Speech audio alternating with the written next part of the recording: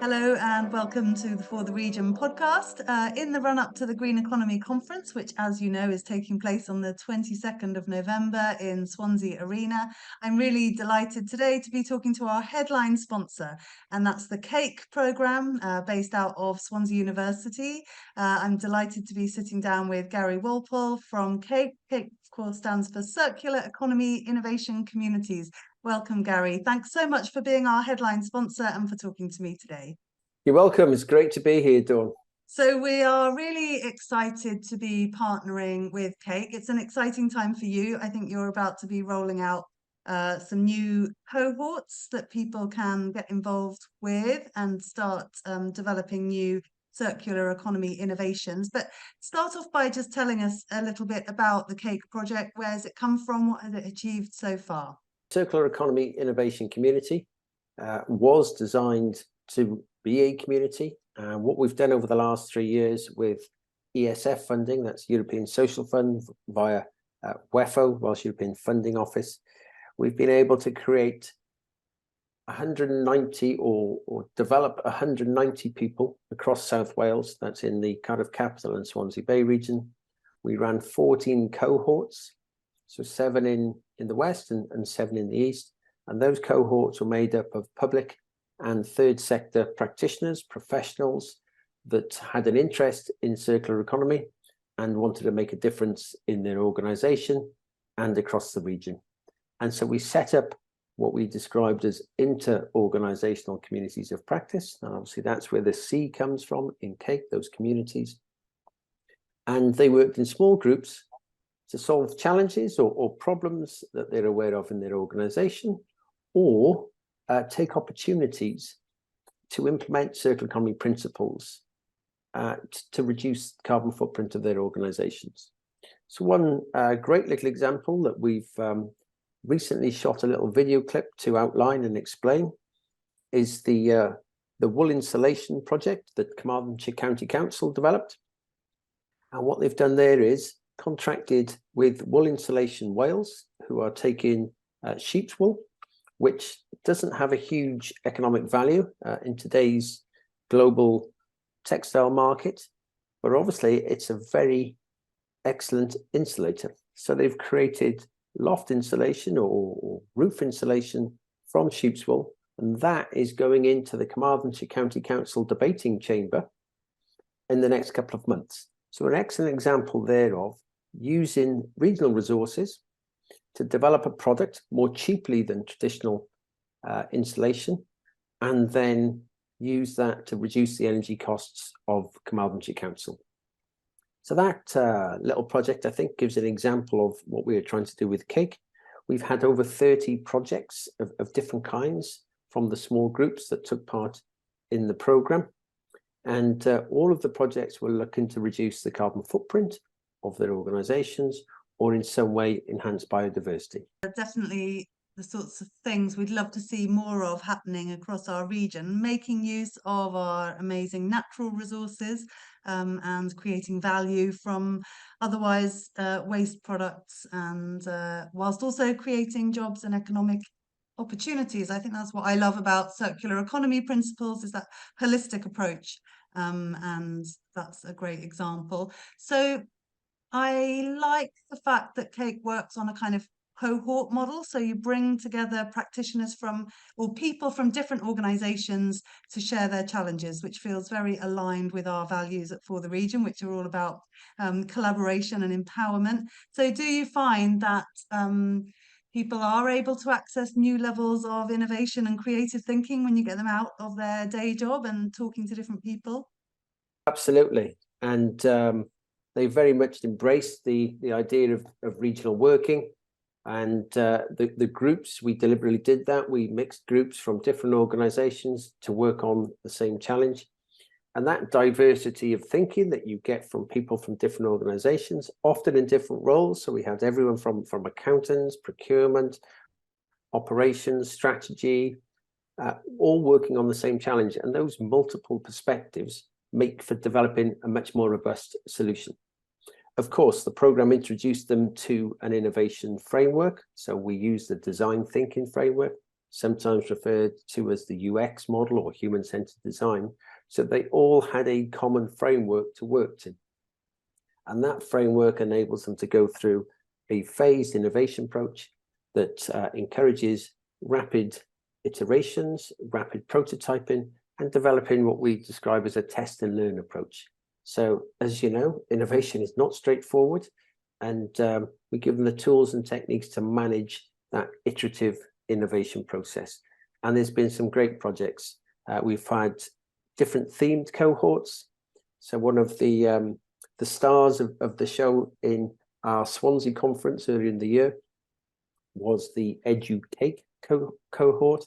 We asked each of the cohorts to name themselves, and it wouldn't surprise you to hear that it was a group of teachers and people from further education came together to work on various challenges that related to the education sector. So they named themselves EduCake, and they did some absolutely amazing things with the children in the school. So they took those circular economy principles, encouraged the children to understand them a bit better, and then invited the children to engage and develop solutions. So some great work there. Ysgol Penrose in Swansea, they created a swap shop, so all the children brought their toys in and swapped toys, obviously then reducing the need to go out and buy new, but also got new toys. They had clothes that they brought in, so the parents came with the clothes that weren't that hugely used on the children in previous years. Obviously, we know quickly children grow, so there was a clothes swap there. That they developed a little garden, so they're planting. So all of the principles that fit within a circular economy, but as you quite rightly point out, also help develop the community and retain value in the community, were evident across that cohort. Ysgol Bro had similar projects, so it was really heartening, and we've got some video footage from the conference, and I'll send you a link to that, and you can put it on the website, and you'll see the inspiration that the children provided to the conference. So CEIC is moving into a new phase now. I think funding coming through Shared Prosperity Fund money from different local authorities around Wales. I'm sure that's not without its headaches, but I think that is opening up this way of working to the private sector, so businesses can start to get involved. Is that right? Yes, we're evolving, we're developing. So as you know, the European money comes to an end at the end of this year. So we're bringing the current CEIC project to or the current version we've got that supported public and third sector organisations to an end. However, we've been very fortunate. Welsh Government have helped us for the bridging period. So at the moment, we're able to offer 2 innovation programmes, one in Cardiff, one in Swansea, again, maintaining that CEIC presence across South Wales. So it's an innovation programme, that one that's open to businesses and third sector. So we're evolving slightly to be able to bring businesses into that CEIC ecosystem, and they can go through the similar learning process as the CEIC participants. Again, we'll use that design thinking approach, enable them to understand or more fully understand circular economy principles.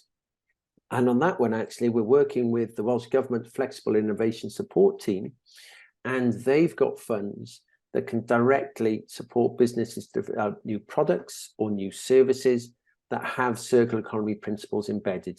So we'll help the businesses fully understand circular economy. We'll give them that innovation framework, and we'll support them to develop an innovation plan that they could then present to Welsh Government for funding beyond our programme. And it's a relatively short programme, 6 months. We are currently recruiting in both Cardiff and Swansea, but for those of you in the Swansea region, our first workshop where we start in earnest, the 2-day residential, where we engage people in all the challenges of innovation, is on the 14th and 15th of November. So excellent opportunity there for businesses to develop their innovation skills and more fully understand the opportunities that the circular economy presents to businesses. I mean, we just need so much innovation, don't we, to move away from these like business as usual, these old ways of working, which have created the sort of mess we're in environmentally? Yes, my drivers, certainly over the last 3 years and before that, my innovation research was focused on circular economy challenges. As you know, I was previously director of the ION program, so being in the business development, business growth, I suppose, area for a couple of decades now. But the last 3 years, we've been focused on circular economy innovation. And that's basically helping organizations understand the principles, which basically means that you keep products and the materials within products in circulation for as long as possible. And hence, the circular aspect. Previously, or currently actually, we're pretty much locked into what's been the take, make, discard sort of paradigm. We mine things, make some products from them, and then discard them. But obviously, that's not only damaged the planet in terms of the amount of greenhouse gas that you create when you manufacture anything, but also the biodiversity issues. We've lost about 70% of our species in the UK alone since 1970. And a lot of that is due to the amount of industrial concentration. So we're not only mining an awful lot of materials and minerals from the ground, but in discarding them, in allowing waste to go into rivers, into our seas, into our water plains, that is having a deep and damaging impact on our wildlife and our biodiversity. So yeah, passionate about helping businesses understand that we need to keep resources in circulation as long as possible so that we can avert some of the climate issues and real climate challenges that we've experienced across the world this year. Less so in the UK, albeit I was out over in the West Country a few weeks ago and there were flash floods in Minehead. And we know the issues that the floods and fires have caused in other parts of Europe this year, with multiple deaths in Italy. So we do have to transition to that circular economy. And I think businesses are keen to do that. It's about helping them develop a fuller understanding and seeing how their business can evolve to become part of the circular economy. And part of that greener economy that we're hoping to champion on the 22nd of November. I know that legislation is coming in to affect the way that businesses deal with their waste. They're going to have to separate their recyclables. And it just seems to me that there's so much opportunity in these waste streams, and often I'm corrected that waste is a verb, not a noun. But yeah, what we do with all the value that is typically thrown away, I feel like there are huge opportunities to create much better infrastructure across our region. Like construction waste is one of those things that people throw away from building sites, whether that's in demolition of buildings or just on building projects where there are surplus materials. Couldn't we have a warehouse where those are reused and given new lease of life? Electronic waste seems to me a huge problem and a big opportunity area. We all must have old laptops and mobile phones gathering dust, which we just don't know what to do with. How could we extract value from those and learn the skills to keep those sorts of things in circulation for longer? And as I was on my morning walk this morning, I saw a whole load of mattresses just dumped in a back lane here where I live in Swansea. And I thought, well, it's just huge material loss here, that surely there are great things we could do with this. And my passion is our regional economy and creating regional resilience. So the more we throw away, the value of that is just lost from our local economies and our communities, isn't it? Absolutely. And we have to stop thinking waste or assuming there's waste. Talk to the engineers and the designers, and some will say waste is just poor design. We've allowed ourselves to design products that can't be taken apart easily, don't last that long, and so we then discard them after a short period. The way to think is there are byproducts, and if we start thinking every product that's created has byproducts, and those byproducts can be used in different ways, that's the way to think about it. You point at waste electronic equipment, or we. If laptops and all electronic devices were easy to take apart, we could quite quickly and easily reuse the elements that are within it. There's an awful lot of precious metals within all kinds of, well, all electronic equipment, copper, gold, brass, titanium. The Royal Mint in Lantricent have recently opened a waste recycling plant, or a WEEE plant, and they're taking the gold, amongst other things, and they're creating jewelry from that, and special commemorative coins. So we do need to start thinking byproduct and not waste, and ensure that those materials are kept in that loop as long as possible. As you point out, also there's these exciting projects like the Bright Sparks internationally, where they're going to look to create a circular town, and that's the kind of model we need to think about. The circular economy, the green economy, is about regional rethinking, reducing, reusing, repairing, refurbishing, remanufacturing existing products that we've got in our current system. I mean, no business any longer would go out and buy a photocopier. They're leased. If we move to that kind of leased way of thinking, then the business that's providing that photocopier, they're more inclined to develop a product that's easier to repair, so they can send their engineers out, easier to replace parts, and built to last longer. Because why wouldn't you want to sell a contract for a copier to go into a business for 3, 5, or 10 years, rather than sell one machine that you have to go back and maybe try and sell another machine to them in a couple of years? So, that's a big element of it, is thinking about the longevity of products and designing that longevity in, so they can be repaired and remanufactured within the region. We are really looking forward to hosting you as part of the discussions at the Green Economy Conference on the 22nd of November. Can you say a few words about why you're supporting the conference and the exhibition, and what people can come and talk to you about on the day? Absolutely. We think the Green Economy Conference is an excellent initiative. What we did as part of C.E.I.C was bring people together. We created what we describe as a regional circular economy ecosystem. As I mentioned, 190 people took part from 80 different organizations. And the real value in getting people to engage with each other is that you create that knowledge network, so people are aware of, oh, I see this, you've got the Llanelli reuse and circular economy project. Okay, well, I could work with that. As an example, Come Environmental, who were in Nantucket House, who manage most of the waste for Carmarthen, or the whole Carmarthen region. They've developed a facility there where they're now repairing some electronic devices, equipment, laptops.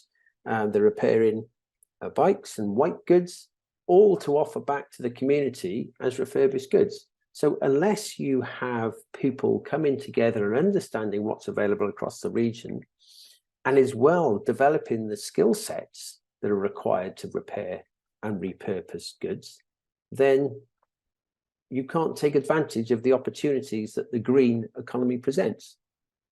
The EU would invest in close to 1 billion in the green economy, as they describe it, up over the next decade. And their published reports suggest that the value of the green transition, the green economy to Europe, is 1 trillion euros across the next decade. So there's huge opportunity once we start to think in that slightly different way, in that how can we reuse, repurpose, remanufacture, but obviously initially repair. Let's keep goods in circulation as long as possible. Let's ensure that we have mechanisms like the great little example of the children's swap shop, and get children engaged.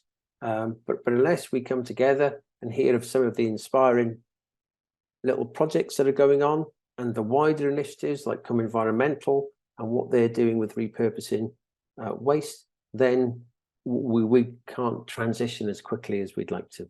It's all about that, isn't it? Those regional relationships, shining a light on the great stuff that is already happening across South West Wales, and hopefully inspiring a lot more to happen, building those connections between businesses, communities and organisations, learning from each other, and yeah, getting inspired about the possibilities for all of us. Thank you so much, Gary, for talking to me. We'll look forward to seeing you in November, and wish you all the best with the next cohort, and any businesses looking to take advantage of this opportunity to upskill and learn about circular economy frameworks and how you can apply those in your own businesses. Please do reach out to Gary and the team at C.E.I.C. That's all for now. Thank you very much. Thanks, Dawn.